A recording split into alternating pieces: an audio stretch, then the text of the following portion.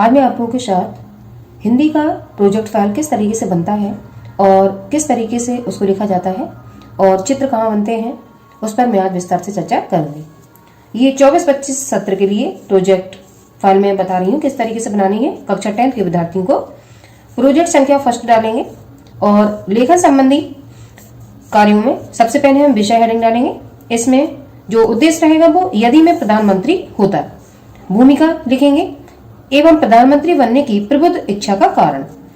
अब आगे लिखना शुरू करेंगे। स्वतंत्रता दिवस का पावन पर्व और मैं लाल किले की प्राचीर से तिरंगा फहराने के बाद देश की जनता को संबोधित करते हुए भाषण दे रहा था। वास्तव में प्रधानमंत्री होने का खूबसूरत सपना देख रहा था। सपना टूटने के बाद मैंने सोचा कि काश मैं भारत का प्रधानमंत्री होता। भारत में प्रधानमंत्री का पद अति महत्वपूर्ण है।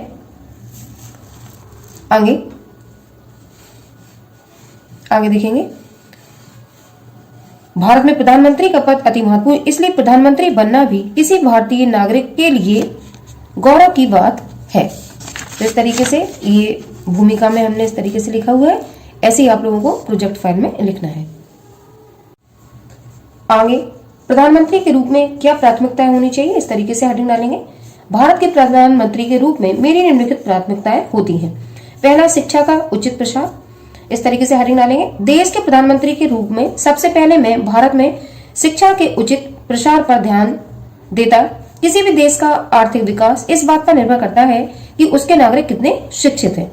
दूसरी हेडिंग, महंगाई पर नियंत्रण। आज जिस तरह से महंगाई का ग्राफ ऊपर जा रहा है उससे हर इंसान परेशान है। दूध, पेट्रोल, अनाज, रसोई गैस आदि की बढ़ती कीमतों ने आम आदमी का जीवन दूभर कर दिया है।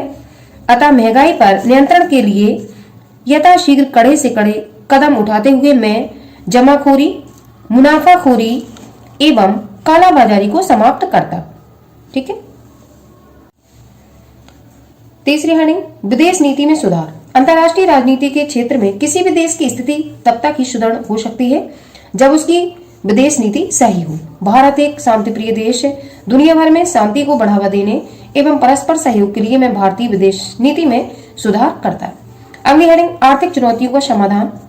पिछले दशकों में भारत की आर्थिक वृद्धि हालांकि संतोषजनक रही है, किंतु अभी भी यह विश्व में वह स्थान प्राप्त नहीं कर पाया है। औद्योगिकरण की मंद प्रक्रिया, भ्रष्टाचार आदि समस्याओं को दूर कर मैं प्रधानमंत्री के रूप में आर्थिक चुनौतियों का समाधान करने की कोशिश करता।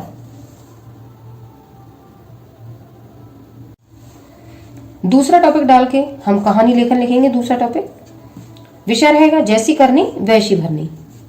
अब कहानी देखते हैं। दो भाई थे, दोनों कुशाग्र बुद्धि, परंतु दोनों के आचरण, व्यवहार और जीवन शैली में बहुत अंतर था। उनमें राम धैर्यवान परिश्रमी था, परंतु राज अधीर, चंचल एवं आलसी था।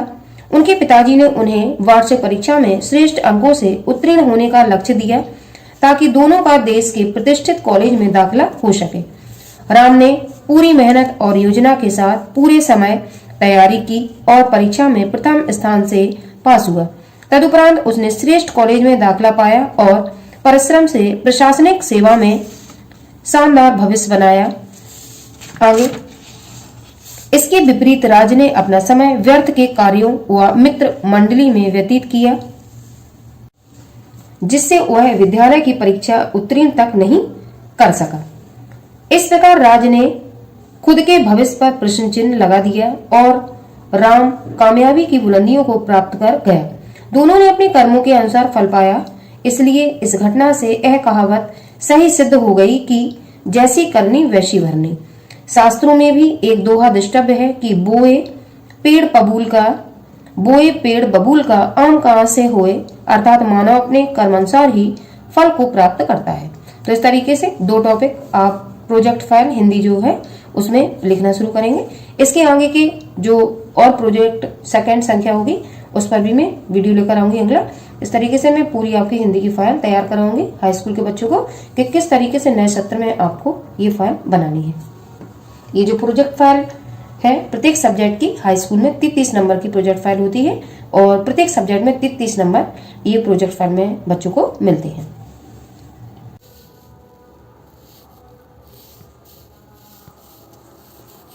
आप लोगों को इस तरीके से ये फाइल बनानी है और फाइल में जो साइड में जगह रहती है उसमें से आपको ये चित्र लगाना है।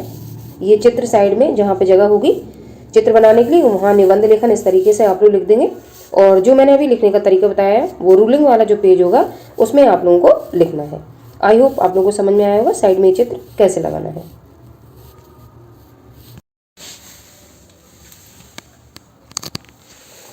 ये सेकंड जो मैंने आपको कहानी लेखन बताया हुआ है, ये कहानी लेखन में आप लोगों को इस तरीके से कहानी लेखन और जो उद्देश्य मैंने लिखवाया था आप लोगों को सीख में जैसी करनी वैसी भरनी, इस तरीके से आप लोग डाल देंगे। तो जहाँ चित्र बनाने की जगह है वहाँ आप इस तरीके से लिख देंगे और साइड में लिखने वाला पोर्शन लिखेंगे, तो इससे आपकी प्रोजेक्ट फाइल जो है दिखने में सुंदर लगने लगेगी।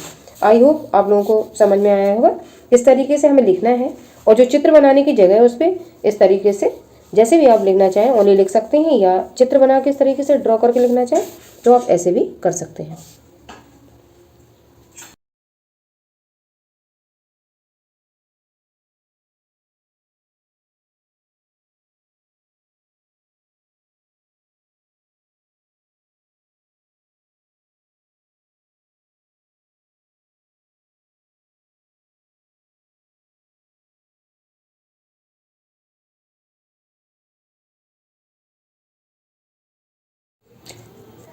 हेलो स्टूडेंट, कक्षा 10th के विद्यार्थी, मैं आज आप लोगों के साथ प्रोजेक्ट संख्या 3 इस पर विस्तार से चर्चा करूंगी। जो आप प्रोजेक्ट फाइल बना रहे हैं प्रैक्टिकल की, उसमें मैं आज तीसरा प्रोजेक्ट आप लोगों के लिए लेकर आई हूं, जिसमें हम जीवन परिचय देखेंगे। प्रारंभिक जीवन इस तरीके से हेडिंग डालेंगे।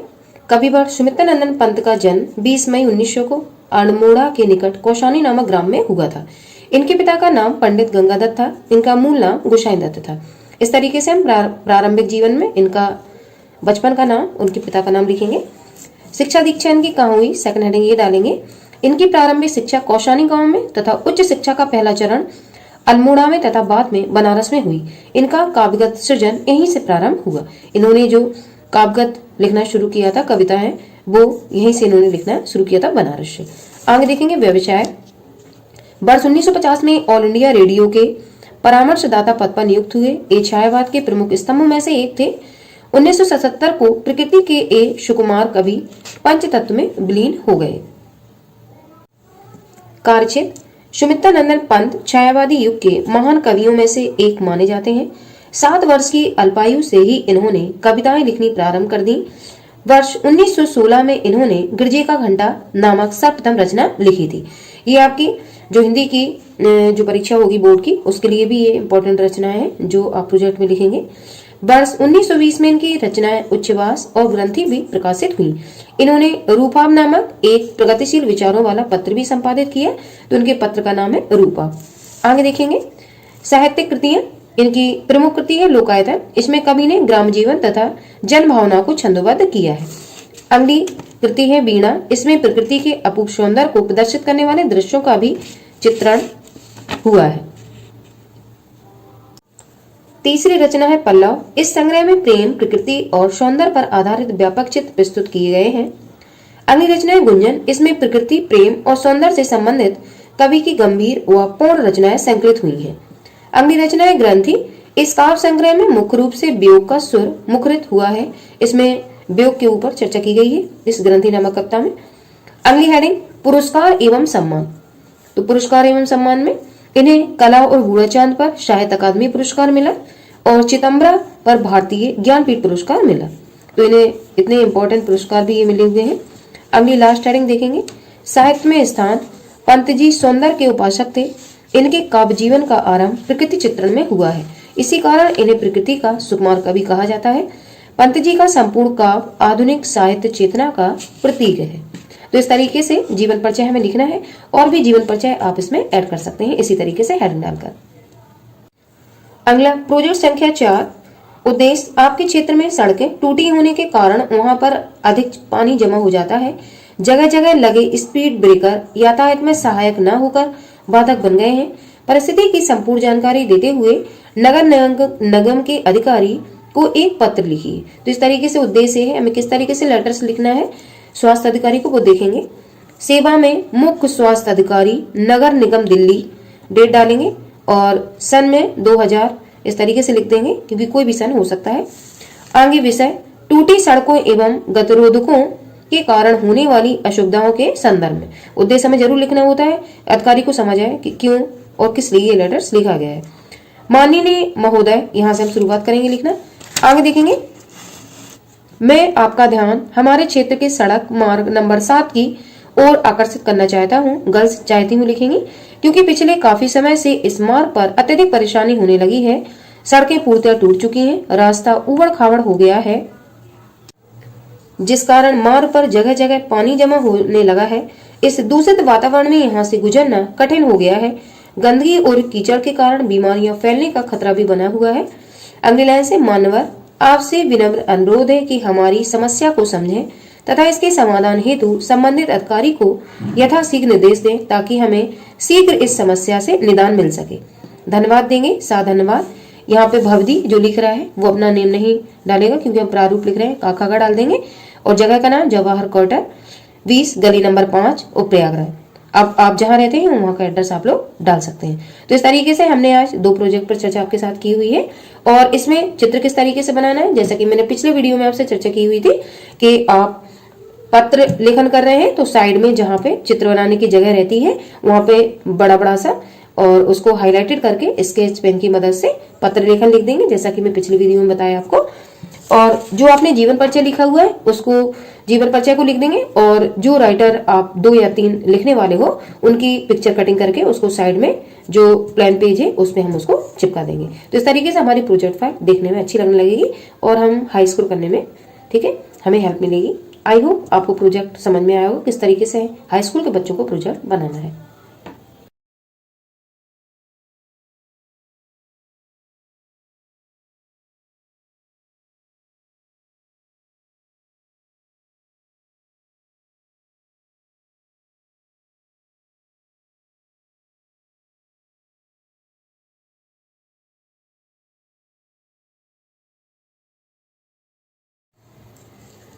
हेलो स्टूडेंट, आज मैं कक्षा 10th के विद्यार्थियों के साथ प्रोजेक्ट संख्या 5 हिंदी में विस्तार से चर्चा करूंगी। आइए देखते हैं प्रोजेक्ट 5 में हमें उद्देश्य में क्या लिखना है।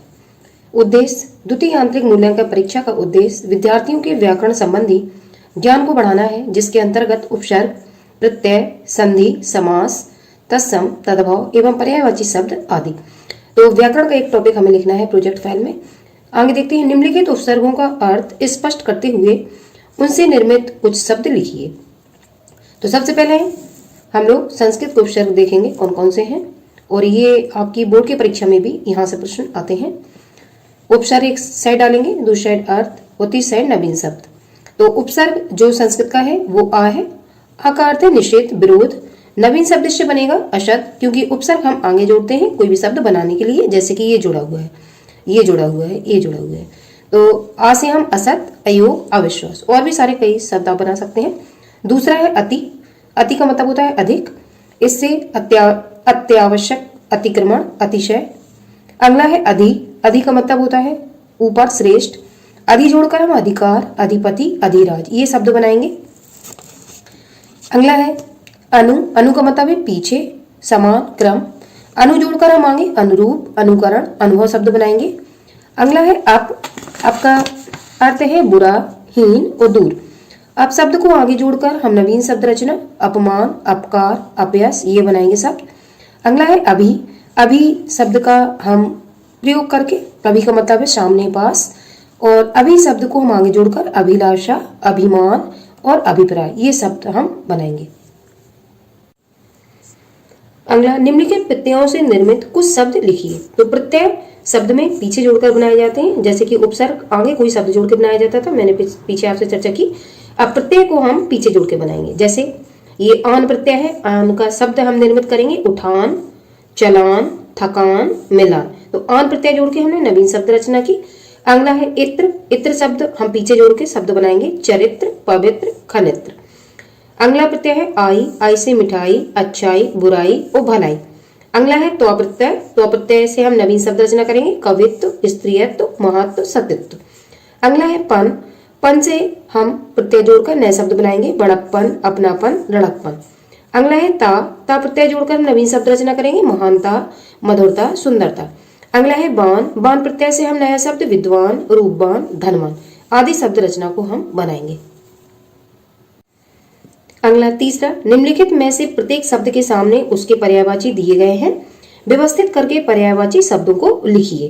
तो अब हमें तीसरा टॉपिक पर्यायवाची शब्द भी लिखने हैं जो कि ग्रामर में आपके आते हैं। पहला है अतिथि।